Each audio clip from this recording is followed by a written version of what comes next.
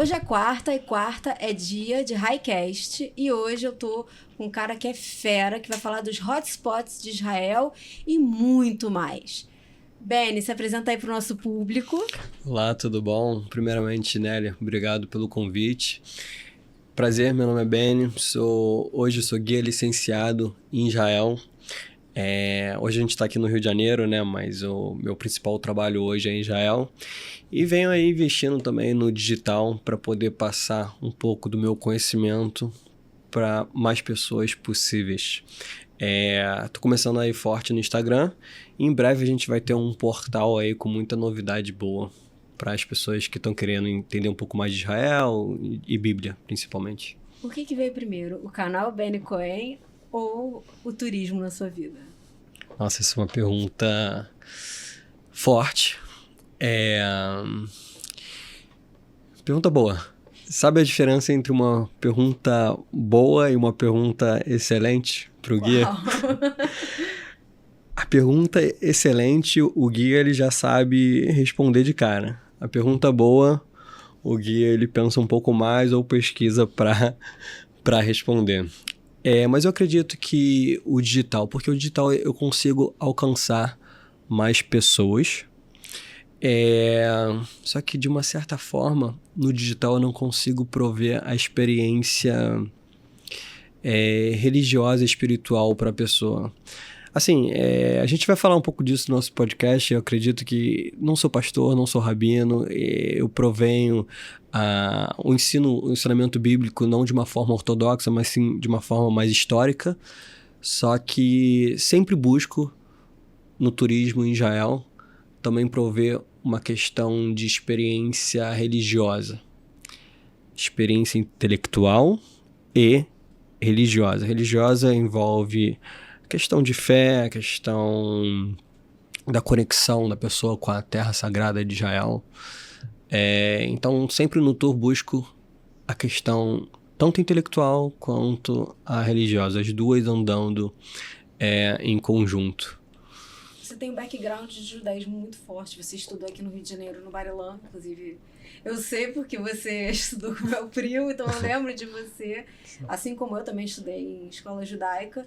Mas eu, conversando com você, eu sinto que a sua cabeça mudou bastante por um lado positivo. O que eu quero dizer é que você foi buscar informações a mais e isso te fortalece dentro do judaísmo e, ao mesmo tempo, você tem uma pegada bastante, eu diria, ecumênica, porque você recebe para guiar em Israel pessoas não só judeus. Me conta um pouco dessa história, como é para você, como foi inicialmente como judeu encarar essa diferença, essa crença. Sim, vamos lá. Eu acho que primeiramente eu preciso falar do lar que eu nasci, né? Os meus pais, eles começaram a se aproximar mais do judaísmo de uma forma mais intensa, vamos dizer assim, antes do casamento. E quando eles casaram, tiveram os filhos, eles já respeitavam bastante coisa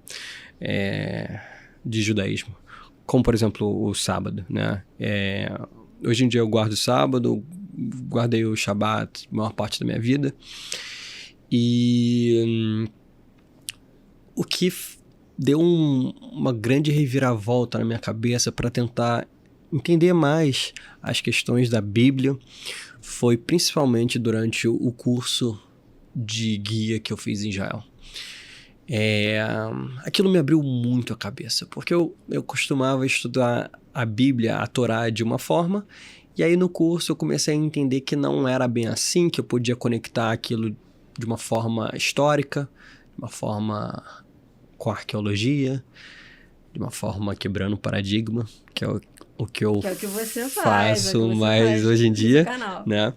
E aí eu comecei a tomar gosto por estudo. Confesso que a maior parte da minha vida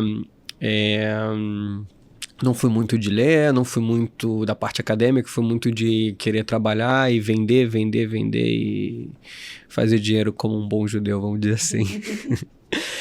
Só que eu tomei gosto pelo estudo na parte do turismo, e aí eu resolvi ingressar num mestrado de estudos bíblicos na Universidade de Bar-Ilan, em Israel. E esse mestrado, ele me agregou muito, porque eu comecei a conhecer a Bíblia de uma forma mais profunda e histórica.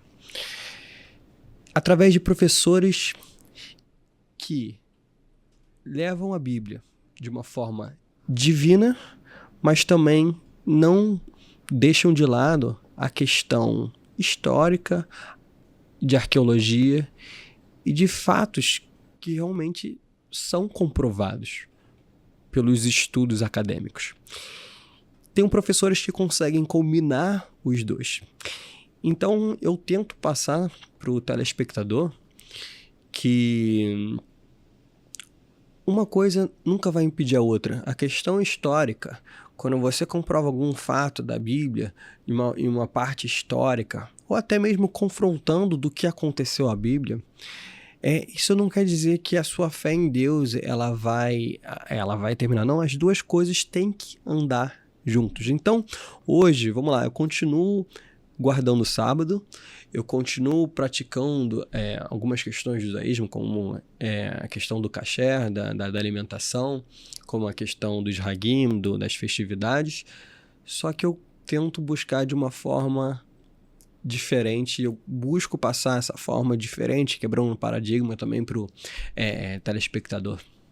Você convive muito com pessoas de outras religiões, porque não só no seu canal, mas também no seu tour, você pega muitas pessoas que são cristãs e até mais evangélicos. Eu não sei se você pega muitos católicos.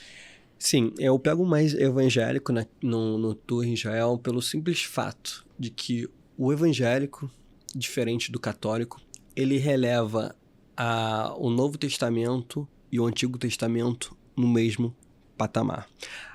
Diferente de grande parte dos católicos. Quando você conhece uma pessoa católica que é ligada à religião, vamos excluir aí os padres e a autoridade católica, ele vai colocar no pedestal o Novo Testamento acima do Antigo. O que eu quero dizer com isso? O evangélico ele tem uma ligação muito mais forte com a terra de Israel do que o católico. Isso simplesmente pelo fato de colocar no pedestal o Novo Testamento e o Antigo Testamento no mesmo patamar. Então ele sabe que no livro de Gênesis, Deus comandou Abraão, o primeiro monoteísta, a ir para a terra de Canaã. Então o evangélico ele quer descobrir a terra sagrada dos patriarcas de Abraão, Isaac, Jacó. Ele quer descobrir a terra sagrada que Josué entrou com o povo depois do êxodo do Egito. Ele quer ter esse conhecimento. E um conhecimento muito mais aprofundado do que, por exemplo, um católico fervoroso, que ele vai querer ir nas igrejas, que muitas delas foram construídas, por exemplo, na época dos cruzados. Ele vai querer conhecer as igrejas da ordem franciscana. Ele vai querer conhecer as igrejas mais famosas de Nazaré. Existem evangélicos que também gostariam de conhecer essas igrejas, até porque tem muito evangélico no Brasil que veio de família católica e ainda preza por algumas questões católicas. Você vê muito disso no Brasil. E o que você aprende assim, com esse grupo tão diverso? Todos os dias você deve aprender alguma coisa e se ver e se deparar com questões que você tem que buscar respostas, né? Porque você já é experimentado, você já saca pra caramba. Eu vi o teu canal de cabo a rabo, mas o que você acha assim, que mais te surpreendeu nessa relação com pessoas que não são judias que vão pra lá? Primeiramente, eu gostaria de dizer que o evangélico, como eu havia explicado, ele coloca o Novo Testamento e o Antigo Testamento no mesmo pedestal. Então, muitos deles chegam em Israel já com conhecimento do Antigo Testamento muito enraizado. Quando eu digo enraizado, eu digo que eles sabem de cor muitas coisas, eles sabem os salmos de cor.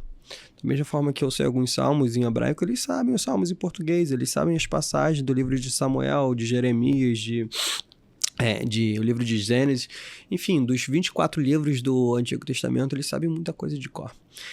A questão toda aqui é o meu papel como guia apresentar para essas pessoas grande parte da história, e principalmente da história do Novo Testamento durante o século I, onde Jesus viveu no final do Segundo Templo. E a gente tem muita informação sobre isso, porque diferente do Antigo Testamento, que foi escrito há mais de 1000 anos antes do Novo Testamento, a gente tem muita informação.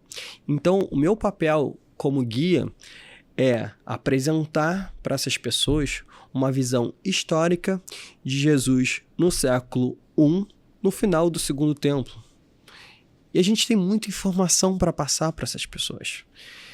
E eu fico muito contente de quando o evangélico ou o cristão, ele consegue levar a questão histórica e a questão da fé em conjunto. E muitas das vezes fortificar a fé deles com essa questão histórica. Acho que é por isso que eles buscam muito essas viagens também. Porque fortalece e você quer... Não é aquela coisa de ver para crer, mas você quer estar perto de pisar onde Jesus pisou, pisar na terra sagrada. Enfim, eu estava falando até para você que as pessoas falam muito de Israel, mas Israel é uma terra para todos, para todas as fés, para todos os credos. Para quem quiser visitar, vai ter alguma coisa em Israel. E assim, eu vou te confessar, meu conhecimento eu posso falar até de Antigo Testamento também, mas de Antigo Testamento foi de colégio, de Novo Testamento foi The Chosen, na série, que eu adoro assistir. E eu imagino que você deva estar sabendo. Porque... Sim, eu conheço a série e é muito boa. Pois muito boa. E aí eu queria... As pessoas sempre vêm e falam, mas não tem comprovação, não tem... Você está me falando que existem muitas informações. Informações não são necessariamente comprovações. Mas que informações são essas que você transmite no seu tour pro pessoal? Então, Nelly, antes de eu começar falando das informações, eu gostaria de voltar àquela questão que eu disse. Quando eu proponho o tour em Israel, eu proponho de uma forma que seja uma peregrinação não somente espiritual, mas como uma peregrinação intelectual. Então, a gente tem a noção de que existem muitas informações de historiadores do século I e até mesmo a questão do judaísmo em si, que a gente consegue ver no próprio Talmud, que é nada mais é do que a Torá oral descrita entre o século IV e o século V, principalmente o Talmud babilônico. A gente consegue entender a forma do comportamento das pessoas em alguns séculos passados. Das pessoas, eu digo dos judeus, né? Então, quando a gente fala do comportamento dos judeus, a gente, obviamente, inclui Jesus nessa história. Afinal, ele era judeu. Afinal, ele era judeu, e não somente um simples judeu, mas se acredita que ele era um judeu muito estudioso e muito sábio, tá? Eu posso começar explicando pelo simples fato de que no Novo Testamento você vê Jesus debatendo de uma forma frequente com os fariseus. Aí você para pensar. Jesus estava debatendo com os maiores estudiosos da época, tá? Para uma pessoa debater com um grande estudioso, ele tem que ter um grande conhecimento. É a mesma coisa que você pegar um advogado super renomado, querer debater com uma pessoa que não entende nada de lei. Isso não vai acontecer, tá? Não de igual para igual. Não de igual para igual, mas um advogado que tem um conhecimento muito profundo, ele não vai querer debater com uma pessoa que nem estudou direito. Então, da mesma forma, Jesus, ele conseguia debater com os fariseus. Por quê? Pelo grande tempo que ele passou estudando e aprofundando o conhecimento dele. Por isso que se acredita que esse gap que tem no Evangelho entre os 13 e 30 anos de Jesus provavelmente ele estava numa yeshivá, ou seja, numa escola ortodoxa, se aprofundando nos conhecimentos, e depois, quando ele começou o ministério dele, ele ganhou os seguidores que ficavam com ele, faziam perguntas: Jesus, como se reza? Jesus, como é que a gente tem que fazer nessa tal situação? E ele ganhou esses seguidores porque ele era um rabi, um rav, ele era um rabino. Se ele não fosse um rabino, ele não teria os seguidores. E assim era no judaísmo no século I.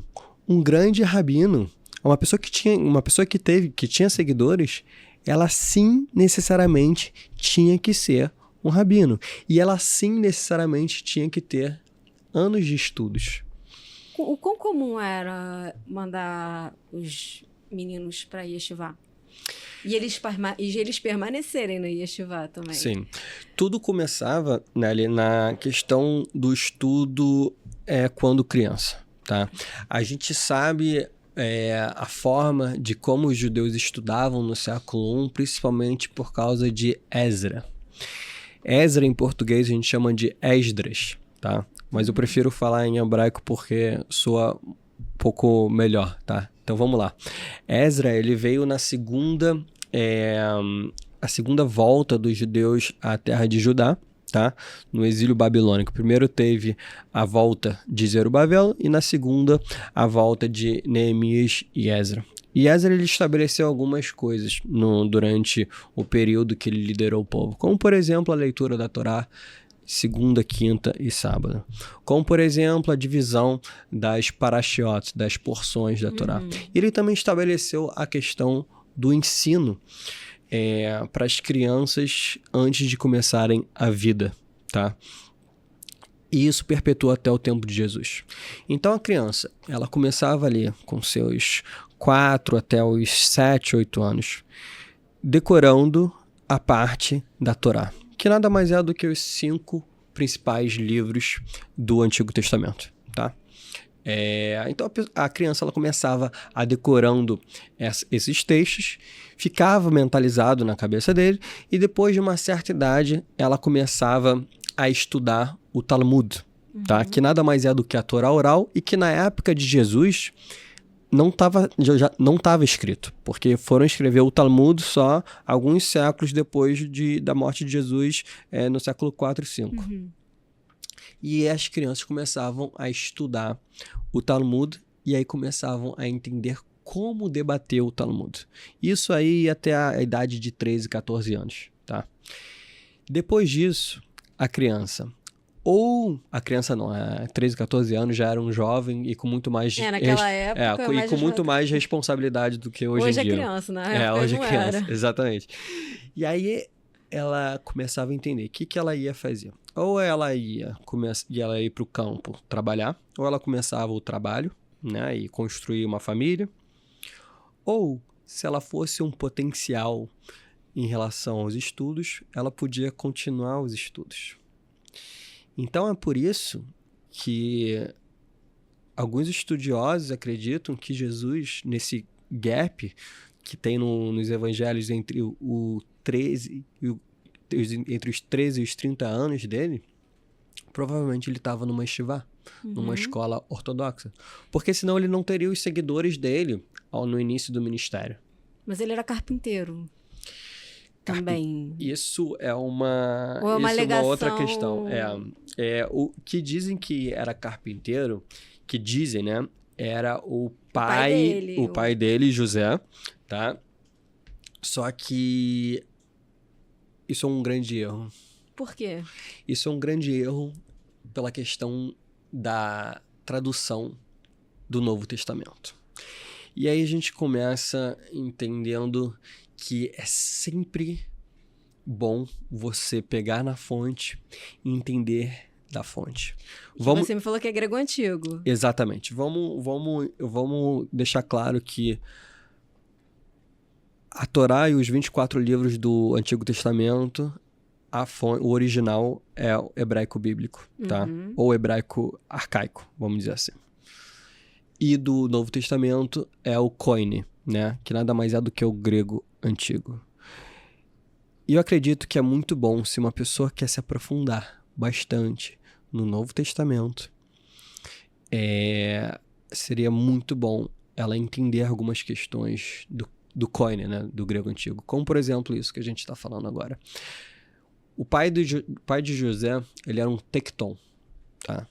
Tecton, ele não é simplesmente um carpinteiro. Hoje, o brasileiro conhece José como um carpinteiro porque ele pega da tradução do King James, que foi descrito na Inglaterra, se eu não me engano, no século XVI ou no século XVII, acredito que mais é no século XVI, ele traduz a profissão de José como carpinteiro. Isso porque naquela época as casas eram construídas de madeira. Mas não, José não era simplesmente carpinteiro. José, a tradução de tecton do koine é mais para um engenheiro, mais para vamos dizer assim, entre um engenheiro e um mestre de obras. Uma profissão super conceituada naquela época. Tanto é que se você pega um Talmud, que é a Torá escrita, que é a Torá oral que foi escrita, ele diz que se você chega numa cidade e você tem uma dúvida sobre Torá, e você quer tirar uma dúvida com um grande rabino, e não existe um rabino nessa cidade, você pode chegar até um tecton e tirar essa dúvida. Só para você entender o grande conceito que tem por trás de um tecton, que era o pai de José. E eu acho que é interessante... O pai de Jesus, desculpa. Tranquilo. Eu entendi. Eu tava absorvendo tudo que você estava falando como Jesus mesmo. Mas a gente também tem que levar em consideração que na época, enfim, as profissões eram múltiplas. As pessoas não eram... Um médico não era só médico. O médico era um médico, que era botânico, que era, enfim, era um farmacêutico. Então, as profissões também eram diferentes. Não é exatamente a carpintaria que a gente pensa que é como hoje. Mas se Jesus passou todo esse tempo na Yeshivá, estudando e agregando conhecimento, ele não teria trabalhado com o pai. As pessoas assumem que, teoricamente, ele teria trabalhado com o pai, mas... Você fazer uma afirmação dessa que ele não trabalhou com o pai, ou ele sim trabalhou, sim. Seria muito leviano, entendeu? Porque não está escrito em lugar nenhum que Jesus trabalhou com o pai. Assim como não está escrito em lugar nenhum. Mas a gente pode assumir. Mas a gente pode assumir. É por isso que a gente tem que entender, Nelly, que na história existe muita lógica. Na história existe muita lógica. Como, por exemplo, se você me apontar, esse microfone aqui, ele é da Europa ou ele é da Ásia, tá? Pode ser que eu não entenda de microfone da Europa ou da Ásia, mas eu sabendo que os microfones da Europa, normalmente, ele tem essa parte aqui maior, eu posso chegar à conclusão que isso é um microfone da Europa, entendeu? Então, assim, existe muita questão da lógica na história. Só que a questão que a gente está falando sobre Jesus ter sido ou não um grande estudioso, isso a gente tem que aprender de como era o judaísmo no século I, no final do Segundo Templo, entendeu? Entendi. Então, nada melhor do que um guia que entende da história do século I para vir e falar, não, olha só, naquela época, para você ter seguidores, você tinha que ser um rabino. Então, pela lógica, dos 13 aos 30 anos, Jesus provavelmente estava numa yeshivá. Senão, seria praticamente difícil ele ter essa quantidade de seguidores que ele fez. E também imagino que... Porque as pessoas falam muito dos milagres, mas ele tinha uma questão de retórica que era muito interessante. Sim. E isso vai um pouco além do carisma que ele provavelmente tinha, ou, enfim, de ser profeta. Ele tinha sabedoria e ele precisava aprender em algum lugar. Então, isso faz total sentido. Total sentido. Total sentido. E quais são... O que mais buga a mente quando você está... Digamos que a gente está fazendo um tour, tá? Sim. E aí, o que mais buga a mente das pessoas quando você faz um tour? Algum fato que as pessoas acham que não tem evidência arqueológica, mas tem? Ou alguma evidência histórica, mas tem? O que mais você sente que dá um estalo quando você está apresentando fatos? Porque você apresenta fatos. A gente tem que partir do princípio, Nelly, que antes de eu começar a fazer o tour com os peregrinos ou simplesmente turistas em Israel, a gente tem que partir do princípio que a Bíblia, ela não é um livro de fatos, tá? Ela é um livro que vem para inspirar a gente, para instruir as pessoas. Então a gente tem que partir desse princípio, tá? Só que quando a gente começa a perceber as histórias do Antigo Testamento, a gente começa a ver que tem muitos fatores relevantes históricos dentro das leis. Como, por exemplo, vamos entrar aí na questão da alimentação, de não poder comer porco, do Antigo Testamento proibir a alimentação do porco. Os povos cananeus que ficavam próximos ao povo dos israelitas, eles tinham a prática de criação de porco. E a questão dos israelitas receberem o Antigo Testamento e se formarem como povo, a prioridade seria você seria separar as tradições e a forma de se comportar dos israelitas. Então, você pode chegar e ver um rabino, e o rabino ele fala, não, porque o porco, ele não é ruminante, só que ele tem a pata fendida. Tanto é que quando o porco dorme, ele dorme com a patinha assim, para mostrar, olha, eu sou ruminante, só que, olha, eu tenho pata fendida, só que na verdade ele não é ruminante. E na Torá está escrito explicitamente do porco que não pode ser comido. Só que se a gente for parar para ver na questão histórica e arqueológica também, a gente vê que nos campos dos cananeus, nos campos arqueológicos dos cananeus, foi encontrada uma imensa quantidade de porcos.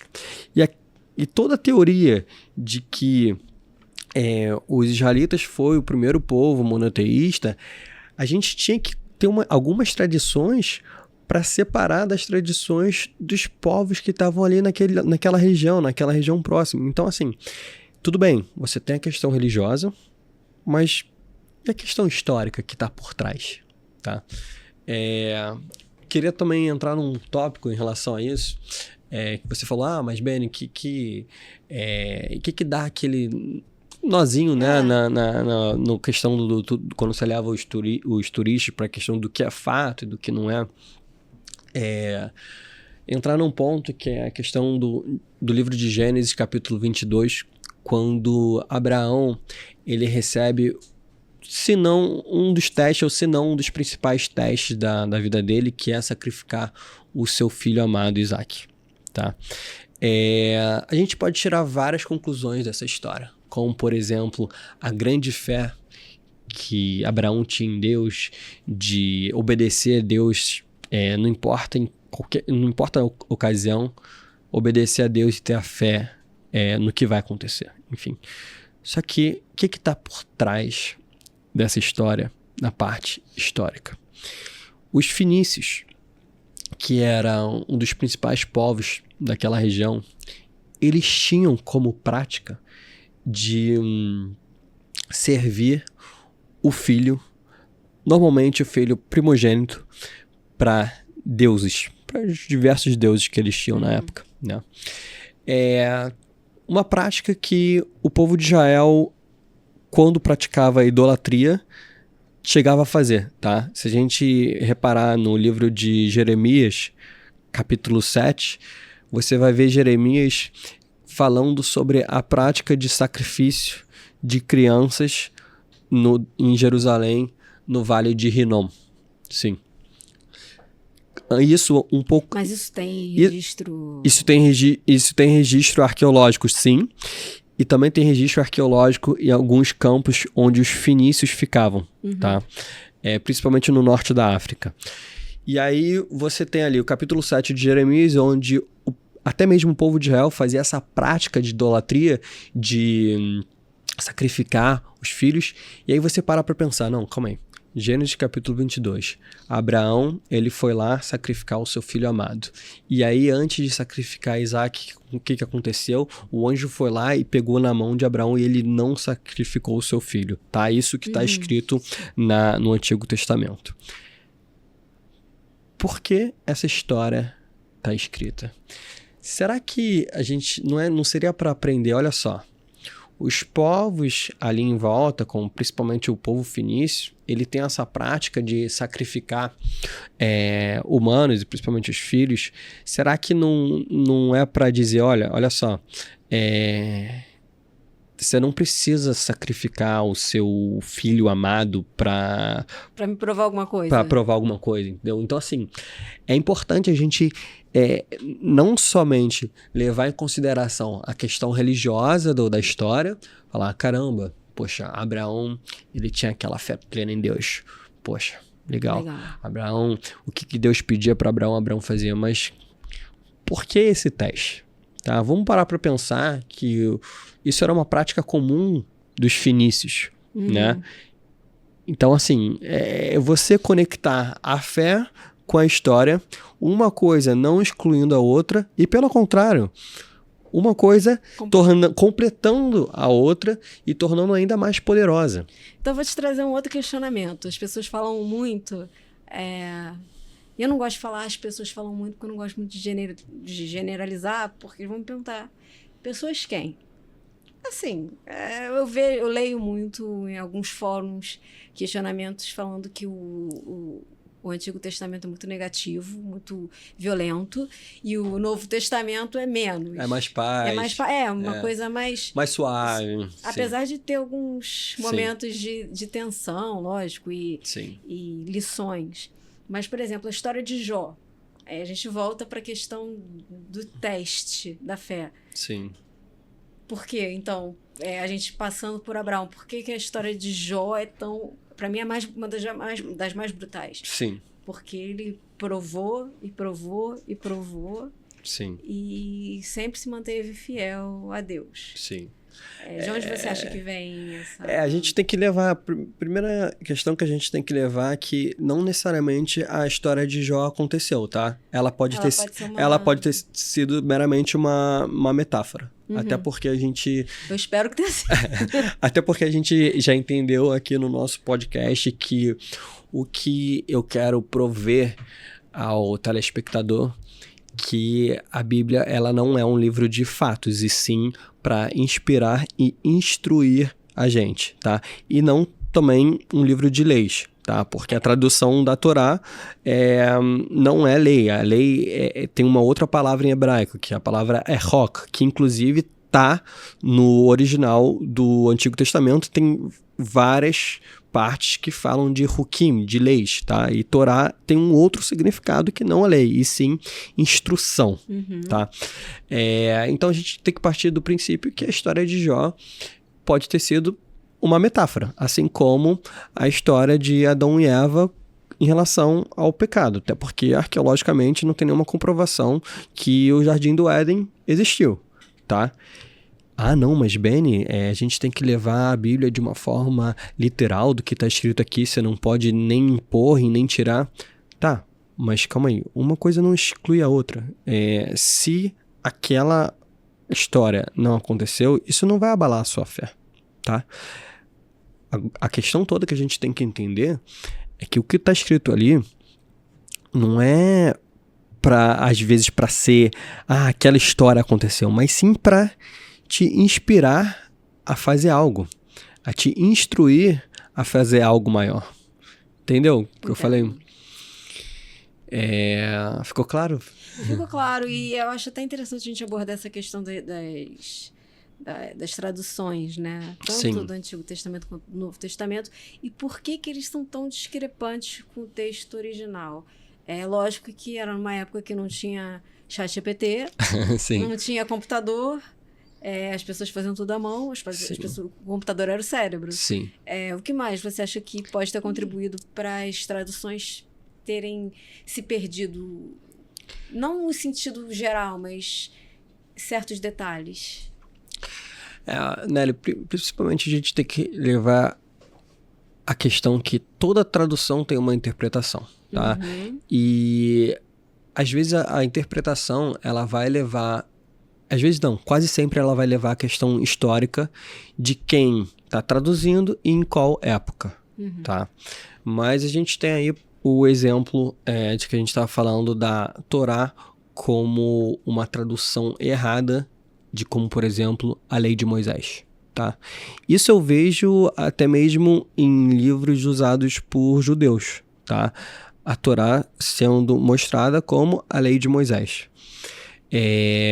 E você tem uma explicação histórica para isso, como a famosa Septuaginta. O que foi a Septuaginta? Septuaginta foi o primeiro livro traduzido do Antigo Testamento, entre o século 3 e 1 antes da Era Comum. Você já tinha uma comunidade grande de judeus em Alexandria, no Egito.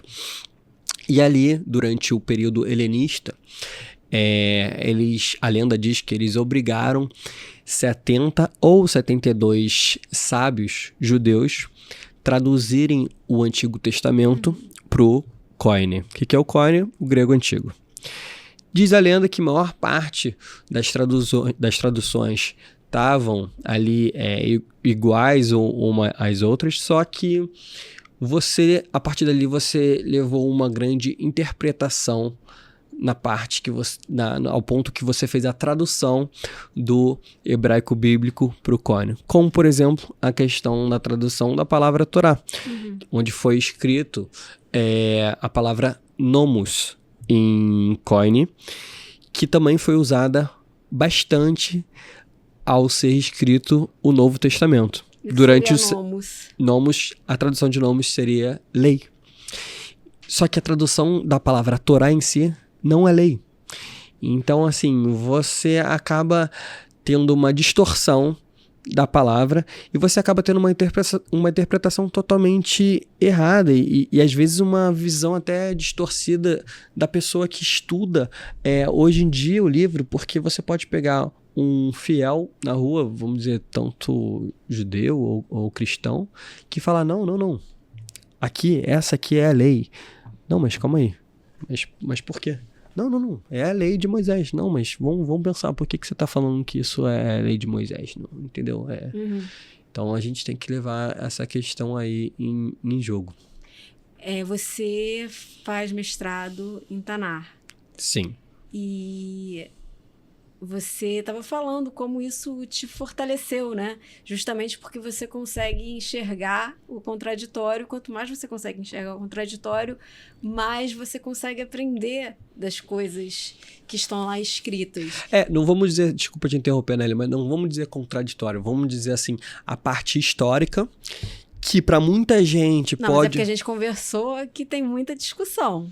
Então, imagino que não seja só o que está escrito, mas também o que está sendo conversado. Vamos partir do princípio que a Torá não é um livro de fatos. É um livro, sim, para inspirar a gente a fazer algo maior. Tá? Vamos partir desse... A partir do momento que você parte desse princípio, essa contradição aí que você está falando, ela não vai ser mais uma contradição, e a questão histórica e arqueológica comparada com a Bíblia não vai mais te espantar, tá? Porque o que acontece, Nélia? Hoje em dia, na era pós-moderna, quando a gente pega um livro de história, a gente não tá nem aí para a opinião do historiador. O que a gente quer ver? A gente quer ver os fatos. A gente quer ler os fatos e ter noção do que aconteceu. Só que a Torá, tanto a Torá que é o Antigo Testamento, tanto o Novo Testamento, quanto a maior parte dos escritos na época dos romanos, você não vai ter fatos. Você vai ter pessoas escrevendo em uma época muito mais antiga do que a gente vive hoje, escrevendo de uma forma muito diferente do que a gente escreve hoje, tá? Para pessoas que leem de uma forma muito diferente do que a gente lê hoje. E que se comportam. E que se comporta diferente. E se a gente não tiver a cabeça de saber ler esses textos sagrados de uma forma diferente, a gente vai ter uma visão totalmente distorcida do que a gente tem. Se um cristão lê o Novo Testamento sem uma visão histórica do século I de Jesus durante o final da época do Segundo Templo, eu acredito que sim, ele vai ter uma visão distorcida daquele texto. Se um judeu ele lê o Antigo Testamento deixando de lado o contexto histórico do que a gente chama em inglês de The Ancient Near Eastern, que é o antigo Próximo Oriente, daquela época dos egípcios e dos povos cananeus e dos fenícios, se ele não levar em conta essa questão histórica, ele também vai ter uma visão distorcida, ele não vai se aprofundar. E eu só quero concluir esse pensamento falando que muitos judeus, eles usam a seguinte frase: não existiu nenhum grande sábio de Moisés até Moisés. Quem foi esse segundo Moisés? Foi o grande rabino que a gente chama de Maimônides. Maimônides, ele nasceu no final do século XII, na Espanha. Ele viveu a maior parte da sua vida no Egito, ele passou por perseguições no Marrocos e na Tunísia. Ele viveu a maior parte da sua vida como um físico, como um médico, vamos dizer assim, do grande sultão do Egito. E Maimônides, ele tem escritos que grande parte dos judeus estudam até hoje, e ele descreve da seguinte forma: se eu tivesse uma noção mais aprofundada dos povos antigos do Oriente, eu ia ter uma visão muito mais aprofundada e concreta da Torá. Tá? Eu não vou nem falar Antigo Testamento, vamos falar aí da Torá, dos 5 principais livros, tá? Que são os 5 principais livros do Antigo Testamento. E ele conclui isso e ele fala: se eu soubesse como os povos cananeus, os fenícios, os egípcios, eles se comportavam, eu ia ter uma visão muito mais aprofundada da Torá. Aí você pensa, poxa, se um grande sábio desse chegou a falar isso, quem sou eu para discordar? Tudo bem, você pode levar opiniões de outros sábios. Tem vários outros sábios que você pode relevar a opinião, você pode levar em conta a opinião. Mas o meu estudo acadêmico na Universidade de Barilã me fez ir mais por esse caminho. Entendi. E imagino que a partir do Novo Testamento a gente tem uma noção maior de como funcionava a sociedade. Muito maior. Muito maior. A Torá, não vamos falar do Antigo Testamento, vamos falar da Torá, que faz parte do Antigo Testamento, mas são os 5 principais livros. Pela religião, tá? Não vou falar da parte histórica, mas de acordo com a religião judaica, ele foi escrito no Êxodo. No Êxodo do Egito. Foi passado através de Deus para Moisés e Moisés passou para o povo. Agora vamos falar da questão histórica, tá? Historicamente, o Êxodo, ele aconteceu aí entre o século XV e XIV, antes da Era Comum. Então vamos colocar que o Antigo Testamento, a Torá, ela foi escrita 1.300 a 1.400 anos antes do Novo Testamento. Então você tem muito menos informação histórica referente aos textos sagrados, muito menos. Você acredita que Jesus, não vou entrar em religião, Tá. Mas Jesus existiu? Com certeza, sem sombras de dúvidas. Quais são as comprovações que a gente tem arqueológicas, históricas. Eu sei que tem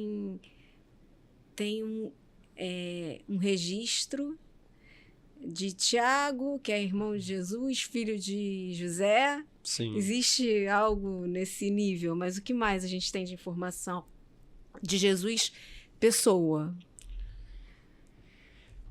Nelly, muita coisa que a gente tem hoje, questões arqueológicas, tá? De Jesus,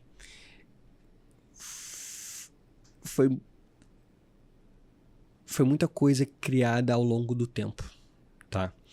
Eu vou te dar alguns exemplos. Durante o século XII, XIII, foi criada uma das principais ordens da Igreja Católica, que foi a Ordem Franciscana. E a Ordem Franciscana, ela tinha como ideologia o chamado Custódia Terra Santa, tá? Que nada mais é do que você chegar na Terra Santa e você tomar conta dos locais sagrados, tá? E durante esse tempo, eles acabaram por, vamos dizer assim, criar um simbolismo religioso de locais que Jesus passou, tá? A gente sabe que Jesus, nos últimos dias da vida dele, ele esteve em Jerusalém, tá? Ele carregou a cruz em Jerusalém e ele foi sepultado. Existe aí uma grande discussão aonde que ele foi sepultado. Eu acho que recentemente até saiu uma notícia sobre onde ele teria, que arqueólogos encontraram algumas evidências de onde ele teria sido sepultado, mas aí também volta e meia sai, nunca se conclui, né? Sempre fica pela metade. A questão toda, Nelly, que a Bíblia ela vem sem CEP, né? Então, assim, você nunca vai saber exatamente aonde Jesus carregou a cruz, até porque a Via Dolorosa ela foi criada na época dos Cruzados e foi idealizada pela Ordem Franciscana, tá? Então, assim, se um turista me perguntar, eu tenho que falar isso, tá?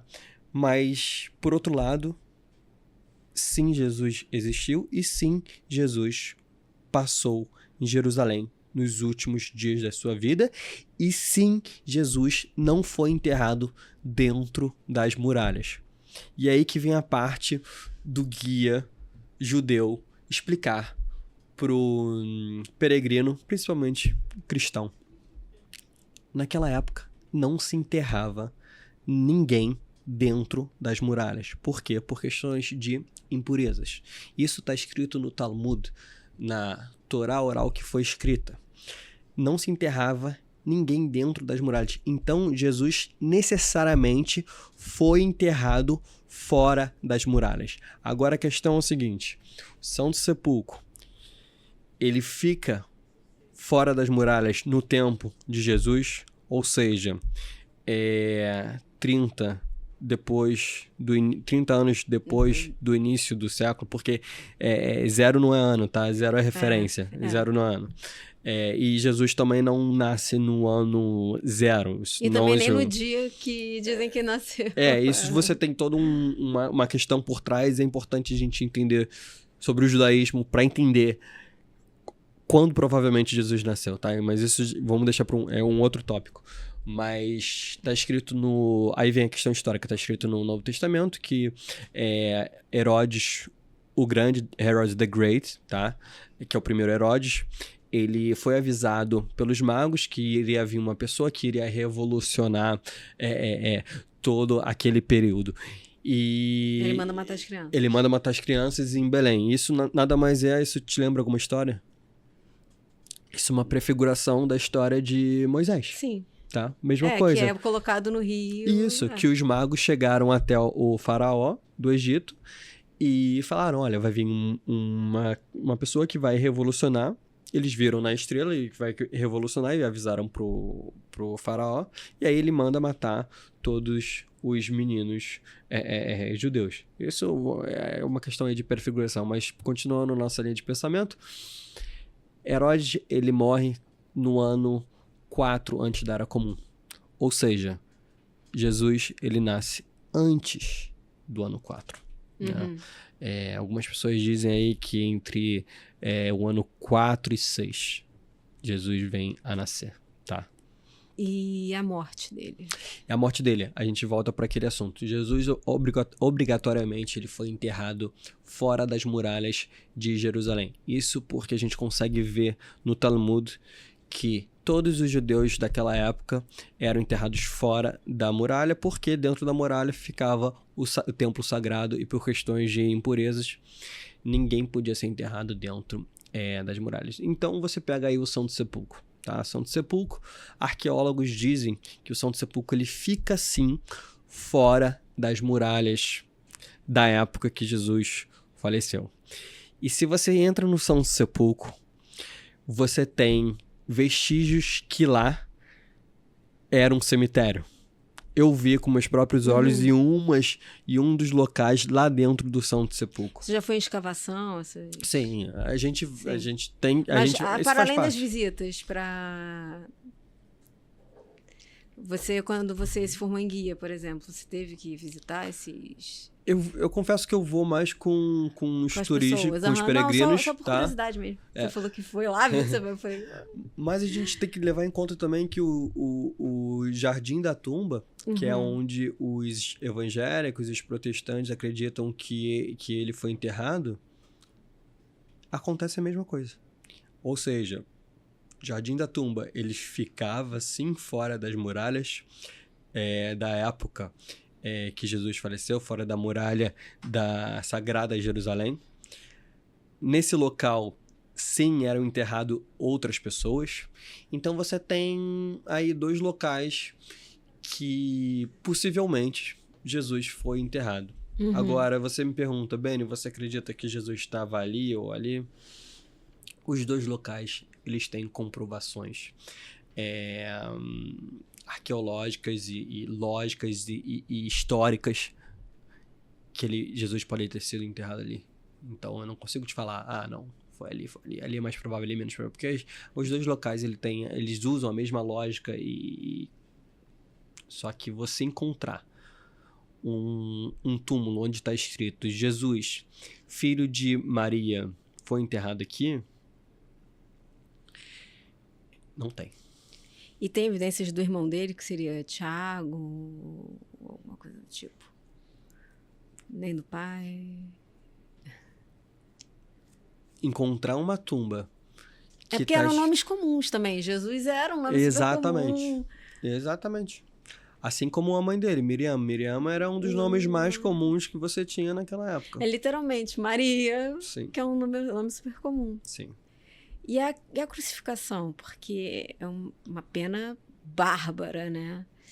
E ele foi mesmo crucificado?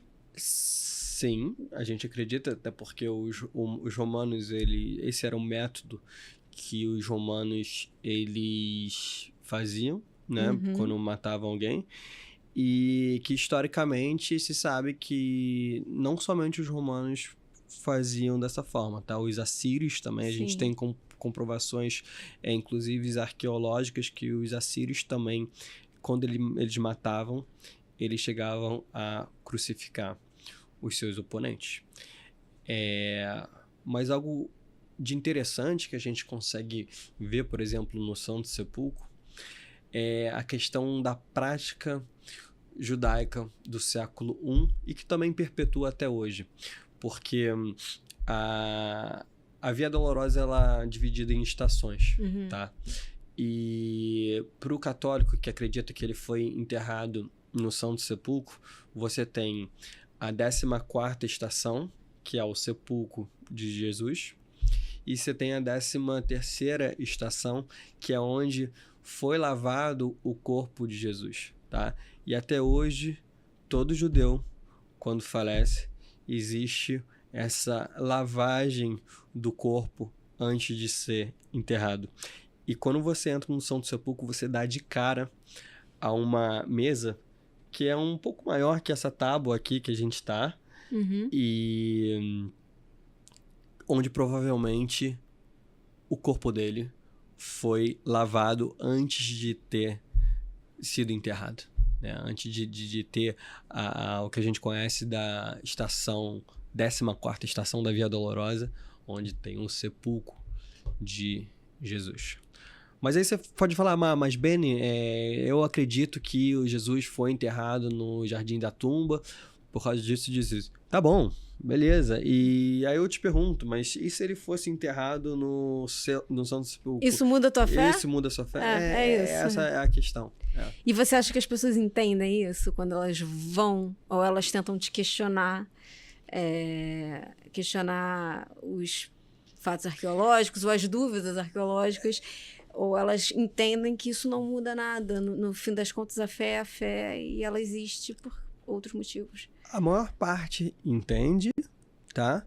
Até porque, Nelly, grande parte dos evangélicos no Brasil, eles eram católicos antes. Uhum. E grande parte, às vezes, transita entre os dois, porque a mãe vai para a igreja católica e ele começou a ir para a igreja evangélica, e ele ainda tem alguns costumes da igreja católica e aceita, entendeu? Agora, eu vejo um pouco diferente, por exemplo, na comunidade protestante dos Estados Unidos. Era isso que eu ia te perguntar, né? Porque você não lida só com brasileiro. A maior parte, sim, brasileiro. Maior parte brasileiro, tá? Agora, se você pega um protestante que ele vai mais a fundo, você não pode falar para ele que ele está visitando a Terra Santa. Até porque Terra Santa é um conceito católico. Porque quando os cruzados, eles começaram a primeira cruzada em 1095 e perguntaram para o Papa Urbano II, o nosso objetivo é conquistar Jerusalém e pegar a cruz sagrada, chamada Holy Cross. Mas onde fica Jerusalém? Aí perguntaram para o Papa. Aí diz a lenda que ele pensou, aí o que ele respondeu? In the Holy Land, na Terra Santa. Então, acabou que o conceito Terra Santa é um conceito católico, tá? Essa expressão Terra Santa, tanto é que a maior ordem católica, a ordem mais conhecida, que é a ordem franciscana, ela tem essa questão de custódia Terra Santa, que é chegar em Israel e obter os locais sagrados. E você quando apresenta a Israel para um protestante fervoroso que busca os ensinamentos mais profundos, você não está mostrando a Terra Santa, você está mostrando a terra de Canaã, a terra dos patriarcas, do patriarca Abraão, Isaac e Jacó. Você está mostrando... Não se limita a Jesus Cristo. Não se limita a Jesus Cristo de forma nenhuma, até porque, como a gente comentou antes, o evangélico ele pega o Novo Testamento e o Antigo Testamento e coloca no mesmo pedestal. Isso me impressiona, porque você vai ver muito evangélico sabendo muito. E aí você pergunta, mas Beni, calma aí. O evangélico ele vai chegar em Israel já com conhecimento profundo de Bíblia. Qual seria o seu papel nessa peregrinação? Aí que vem o tchan da história. Eu apresentar a questão de Jesus no século I, no final do Segundo Templo, vivendo como um judeu. Que foi isso que aconteceu.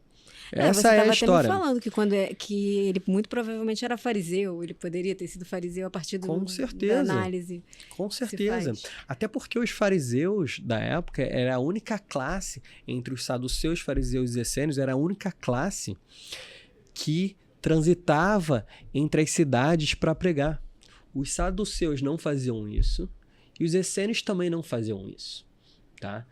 E quem discorre sobre isso é o famoso historiador Flávio Josefos, ou Josefos Flávio, como você quiser chamar ele.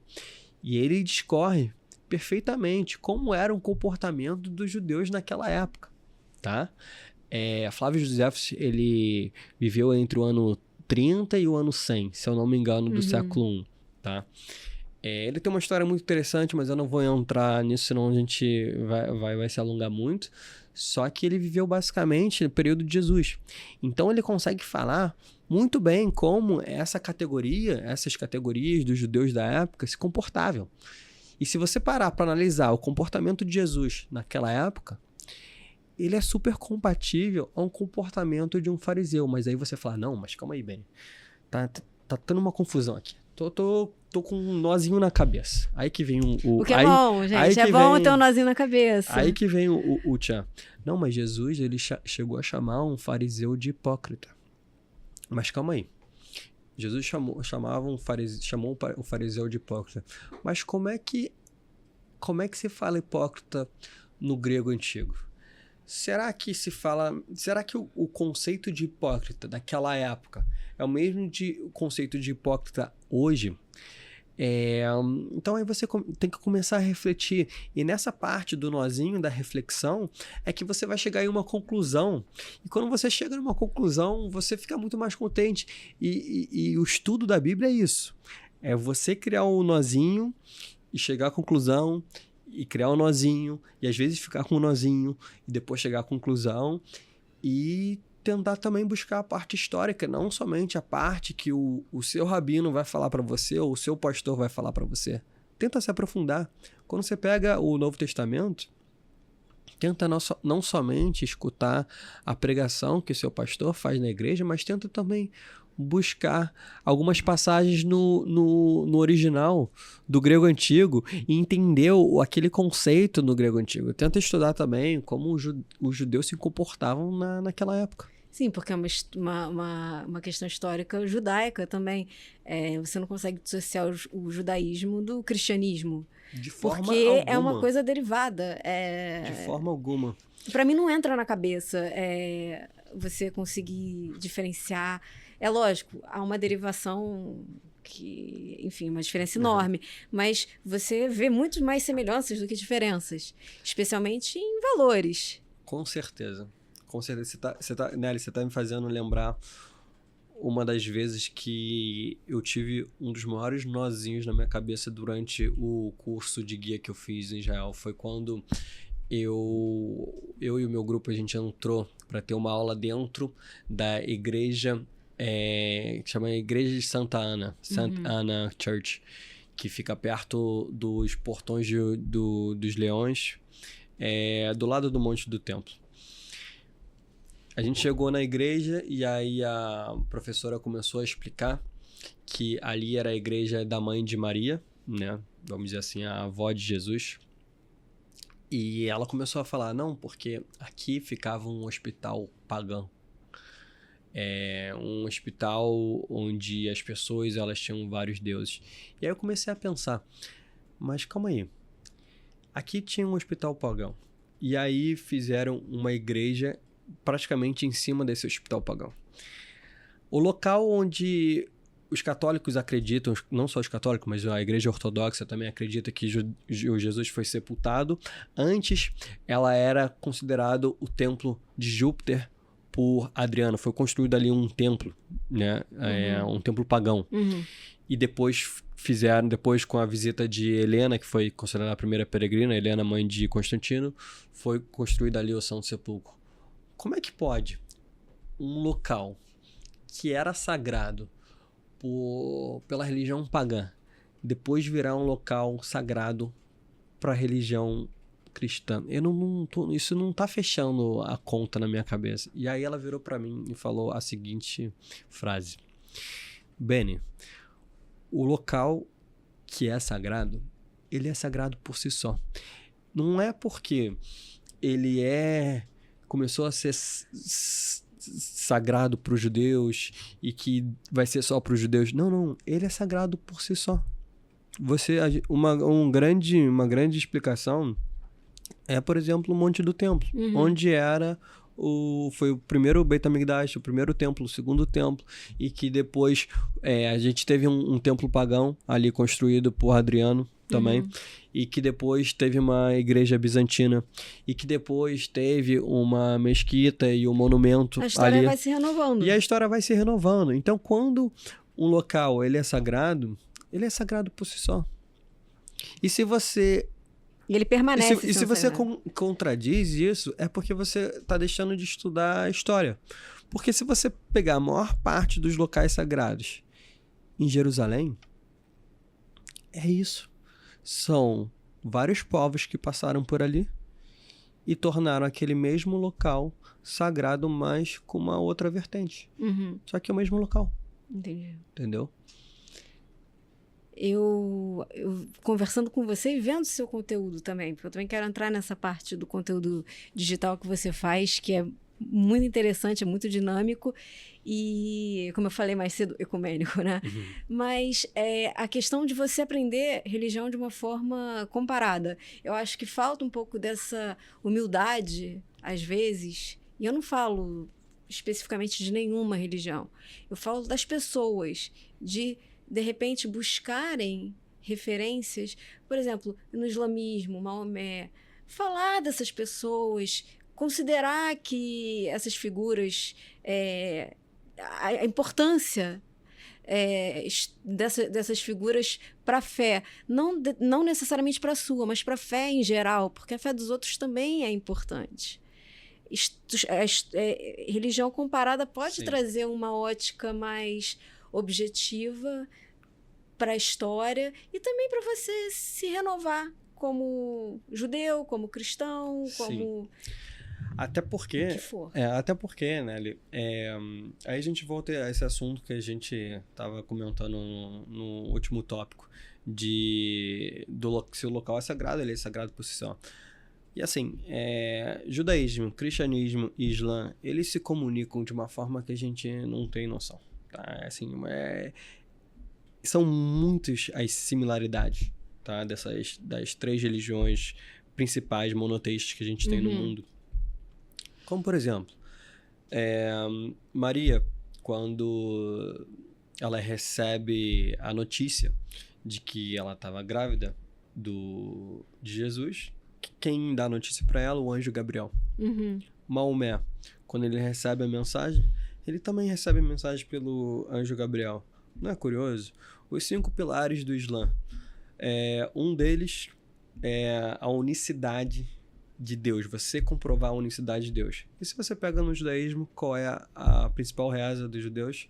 Shema Israel, Hashem Elokeinu, Hashem Echad. Escute Israel, Deus é nosso Pai, Deus é único. Que também é comprovando a unicidade de Deus. O Islã, os xiitas, eles rezam 3 vezes por dia. Os sunitas rezam 5. Mas se você pegar os xiitas rezando 3 vezes por dia, quantas vezes por dia o judeu reza? 3 vezes. Shaharit min Hayarvit, a reza da manhã, da tarde, da noite.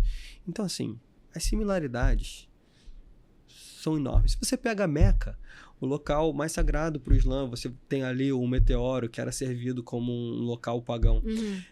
Se você pega o Monte do Templo, você tem ali uma pedra que também é uma outra história, que é a pedra que é fundamental, que dali se acredita que foi criado a Terra.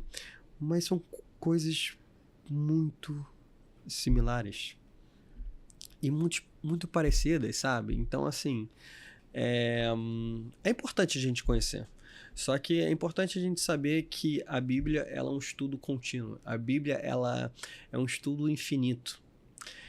Se você pega um assunto, você consegue discorrer ele, assim, de tantas formas e de tantas vertentes.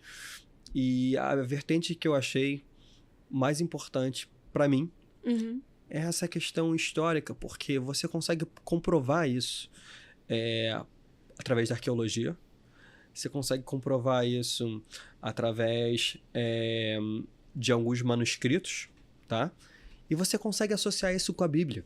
E que isso é o mais bonito. Às vezes você não consegue associar, tá? Nem sempre você consegue associar. E você gera vários tipos de críticas sobre um assunto, tá? Que não é bem aquilo que está escrito, que foi dessa forma, que foi daquela forma, tá? Mas grande parte das vezes... Você consegue ver uma comparação e você consegue ver que o negócio tá compatível. Isso é o bonito da coisa. O que eu não acho bonito é uma pessoa estudar, por exemplo, arqueologia bíblica para comprovar que a Bíblia, a maior parte da Bíblia não aconteceu. Tá? Porque isso é ciência, você não pode entrar com viés. Você não pode, mas Religião é complicado não entrar com viés, eu entendo. Mas... Sim. Mas eu vejo alguns acadêmicos, por exemplo, no ramo de estudo bíblico, que eu assisto a aula deles e é somente crítica em relação à Bíblia. Eu não falo pra mim, não, Benny, você não vai assistir, você vai assistir, só que você vai tirar as suas conclusões diante daquele estudo e você vai começar a analisar... E buscar na fonte. E buscar na fonte, exatamente. E é muito importante a gente se abrir para aprender esses conceitos. O que eu vejo muito no meu canal do Instagram é pessoas querendo discutir ao invés de buscar e aprender, é simplesmente ver algo que ela não está acostumada, tá? Quebrando um paradigma, e querer partir para a discussão. Muita gente assim. Porque a gente sabe que Bíblia, religião, política e futebol é uma Não coisa... Não se discute, mas no final acaba se discutindo. Qual foi o conteúdo que você criou que mais bombou? Você consegue lembrar de cabeça? Eu acho que foi um conteúdo que eu aprendi com meu professor preferido da faculdade, que com ele me abriu muito a cabeça para estar onde eu tô hoje. O nome dele é Joshua Berman, ele é um americano. Eu não sabia que ele era rabino até eu comprar o livro dele, tá?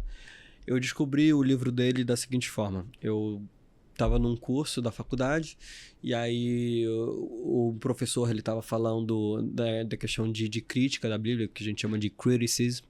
E aí ele chegou pra gente e falou, olha, se tem alguém na sala que se incomoda do que eu tô falando, eu indico que vocês adquiram esse livro. Então ele deu o livro, que chama Ani Maamin, que em hebraico quer dizer eu acredito. Tem outras línguas, caso o povo... O livro tá em inglês. Tá. O livro é em inglês, o que facilita bastante.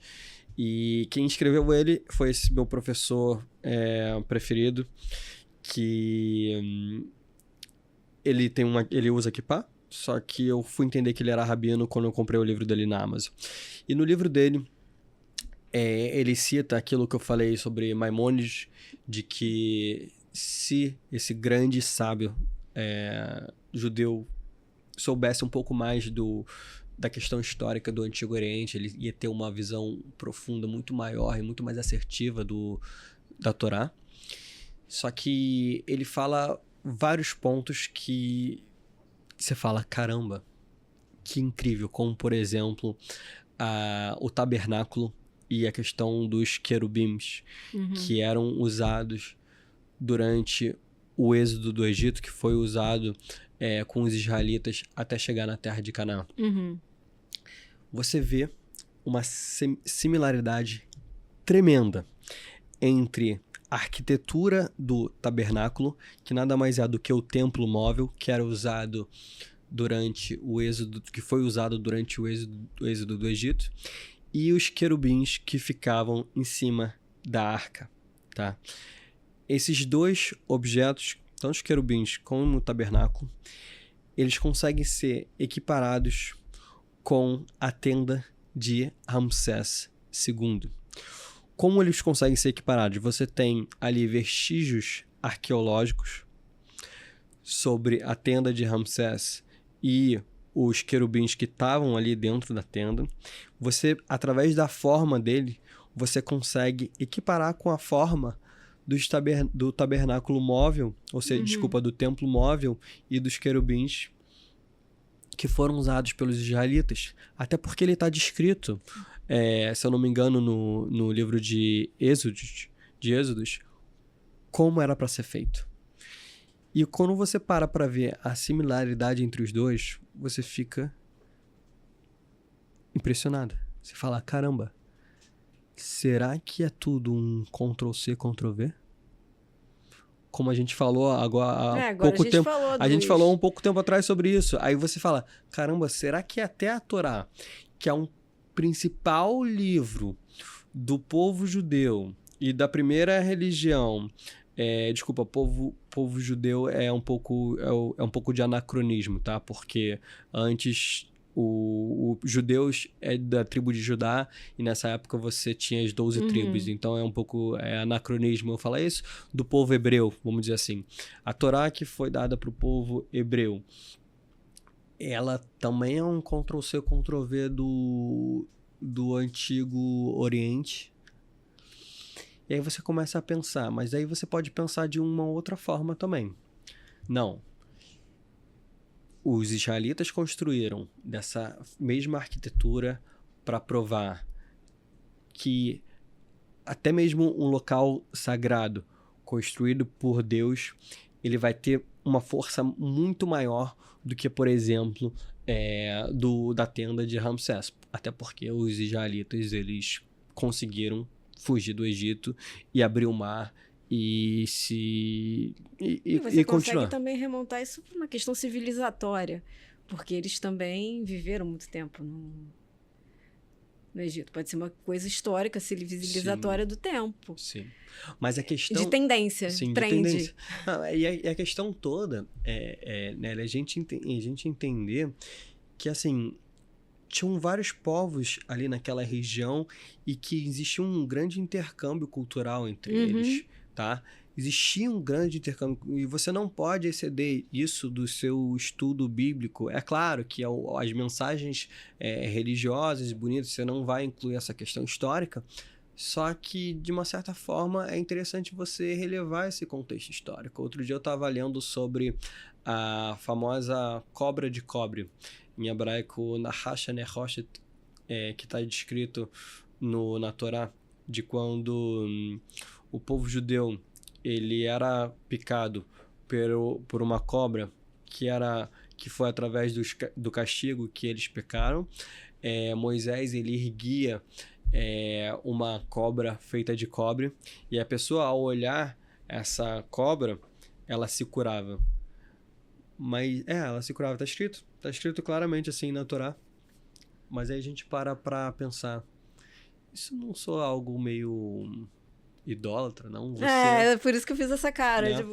Você olhar para uma imagem e através dessa imagem você se curar. É como segurar nas vestes de Jesus e se curar também, como aconteceu com a mulher que sangrava. Que ela se segurava no... Ela tinha hemofilia. Maria? Não sei. Madalena. Tinha muitas Marias. Mas tem uma história do Novo Testamento que uma mulher, ela se segura nas vestes de Jesus e ela se cura só pela crença de que aquilo era possível. Sim. E só de estar perto. Sim. E é mais ou menos isso. Você olhar, de repente... Isso é fé. Isso é fé. Mas até quando isso não contradiz o que a própria Torá disse sobre você não fazer imagens e ter um único Deus e acreditar nesse único Deus e aí você está dando uma força maior para um objeto, entendeu? Mas não é através de Deus que esse objeto se forma? Aí que vem a questão. Aí que vem a questão de você raciocinar e associar que através daquele objeto Deus vai te curar. Mas no final é Deus te curando. Mas aí você continua com esse nozinho na cabeça. Porque, cara, você tem um objeto que através do objeto você vai ser curado, entendeu? Então... E que, por sinal, esse objeto ele foi encontrado no sul de Israel, no vale de Timna, que fica dentro do Negev, e um local que havia mineração de cobre, que provavelmente era usado pelos trabalhadores que faziam extração de cobre, que grande chance de ser do povo edomitas, tá? Que a gente fala em hebraico de Edom, tá? Então, até mesmo os edomitas, eles usavam esse tipo de cobra para a prática de quê? De idolatria. Até porque os Edomim, eles eram um povo pagão. Só que aí você vê... Como é que isso entra na história, você vê né? como é que isso entra na história, né? Calma aí, os Edomitas, eles utilizaram um objeto que está escrito na Torá para a prática de idolatria? Ou será que Moisés, ele fez um objeto baseado na cultura de algum outro povo? E aí você começa a pensar nessa questão de intercâmbio cultural. E essa a graça. É esse nozinho que fica na sua cabeça e você busca o entendimento e chega na conclusão. E isso é uma coisa sem fim. Sim, é um ciclo. E eu acho que é por isso que o seu canal e sua comunicação dá tão certo, porque as pessoas ficam buscando respostas que elas nunca vão conseguir 100% encontrar, porque não há. E eu acho que a gente pode até agora explorar um pouco a expansão do seu canal, porque você vai criar um portal. Sim. O que vai ter nesse portal e o que as pessoas vão poder tirar ainda mais desse teu conhecimento, do teu jeito de se comunicar, porque eu acho que tem muito a ver também. Existem pessoas que têm muito conhecimento e não conseguem comunicar. Você consegue ter as duas coisas. Então, como é que vai funcionar esse portal e... Vamos lá. A prioridade do portal não é me promover como guia turístico em geral. Não é. Eu tô vendo que a gente aqui conversou, a gente acabou nem falando de turismo em geral. A principal ideia do portal seria transmitir conhecimento de Bíblia, nessa questão de quebrar paradigma e questão histórica, tá? Ou seja, menos ortodoxa e mais sim histórica, quebrando paradigma, e também a parte de Israel bíblico. Tá? Mostrando todos os locais que, por exemplo, Jesus passou, todos os locais, por exemplo, relacionados ao Antigo Testamento, onde Abraão, Isaac, Jacó e toda a região que a gente chama de Esfelá, que é a região da montanhosa da Judéia, que fica na borda da região da Judéia, onde era onde está descrito no Antigo Testamento. E só que o foco principal do site seria 2 categorias. Eu já estou dando uma palhinha aqui, o site ainda não está nem criado, mas ele vai ser baseado principalmente em 2 categorias. Primeiro, a categoria da Bíblia. Eu pretendo fornecer a Bíblia de uma forma muito mais simplificada, que você pode compartilhar textos e fazer anotações e ler a Bíblia no texto do hebraico bíblico original e também no português, tá? E se tiver alguma interpretação que não bata, também para mim é até bom, porque aí eu consigo mostrar como que a interpretação ela pode influenciar na leitura. Essa é uma parte, e a segunda parte seria o espaço de estudos, que ali eu vou colocar bastante material, principalmente gratuito, como por exemplo mapas, como por exemplo e-book, como por exemplo cursos. Eu vou colocar ali para agregar conhecimento para o telespectador, mas sempre tentando buscar esse viés de relevando a Bíblia numa parte histórica, juntamente como algo que não vai contradizer a sua fé. Eu queria avisar para o telespectador que tá ouvindo a gente de que eu sim acredito que a Bíblia era um livro divino. Se eu não acreditasse que a Bíblia fosse um livro divino, eu não estaria respeitando o sábado, não estaria guardando o sábado, não estaria guardando as leis de alimento, por exemplo. Talvez deixaria de acreditar Deus como o Deus único, como uma força maior. E não, eu continuo nesse aprendizado, nessa evolução e nesse conceito religioso. Só que a gente tem que entender que nem tudo parece como é. A gente tem que aí buscar abrir um pouco a nossa cabecinha, tentar quebrar alguns paradigmas, porque a Bíblia é um estudo sem fim. E eu acho que por isso a gente vai precisar te trazer de volta aqui, de repente, quando o seu site estiver pronto para conversar mais, porque eu acho que se a gente ficar aqui conversando, foi aquilo que a gente conversou antes de começar o podcast, né? Não é muito legal a gente, às vezes, falar de bastidor, mas a gente ficou, acho que quase 40 minutos conversando. Sim. Aí a gente veio para cá e a conversa foi rendendo, foi o que a gente conversou. Eu te falei, vai render, talvez nem vá para o lugar que a gente está esperando, e de fato saiu super do meu roteiro que estava aqui na minha cabeça. E foi ótimo.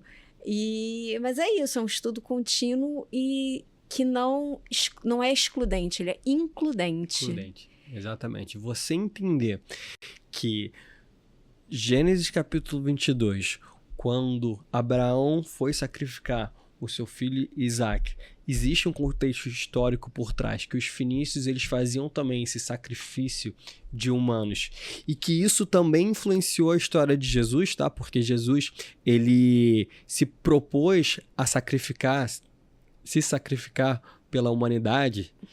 Com certeza a história de Abraão e Isaac influenciou a história de Jesus, tá? É o Cordeiro. É o Cordeiro, exatamente. Exatamente. Perfeita a sua colocação. Isso não vai influenciar negativamente na sua fé. As duas coisas ela tem que andar em conjunto. E eu ainda falo além disso. A parte histórica, ela sim tem que vir para fortificar a sua fé. Essa que é a graça. Você pegar a parte histórica e entender também o conceito para fortificar a sua fé. E esse para mim é o mais bonito, é a parte mais bonita da Bíblia. Tanto é que eu tô tentando me aprofundar cada vez mais nesses conceitos. Então, pessoal, infelizmente, o assunto não tem fim, mas infelizmente o Highcast tem. E, então, deixa pro pessoal aí, na sua câmera, o seu @, pro pessoal te encontrar no Instagram, no YouTube. Como encontram você, Benny, para saber mais sobre esse assunto que não acaba? Ótimo. Antes de eu deixar o meu @, eu queria agradecer a oportunidade. Obrigado, Nelly, Eu que agradeço, baita papo. Por me chamar. No Instagram eu tô como @canal BennyCoin, tá? É um canal relativamente novo, a gente tem aí 5 meses de página, a gente tá tendo muito sucesso com isso também, muito debate. Tá? É óbvio que eu, como eu disse antes no nosso podcast, é um assunto que ele gera muita polêmica, como política e futebol, um assunto que gera muita polêmica, só que é importante a gente abrir um pouco a nossa cabeça e quebrar um pouco esse paradigma. Em breve a gente vai ter o portal BennyCoin aí com muita novidade e muito conteúdo bom pra galera. Então é isso aí, pessoal. Muito obrigada. Foi assim um papo engrandecedor e que criou vários nozinhos na minha cabeça. Com certeza, quando chegar em casa, eu vou comprar vários livros para ler durante o fim de semana, quando eu tiver tempo, que não é sempre. E vocês já sabem, às quartas nós temos Highcast. Até semana que vem.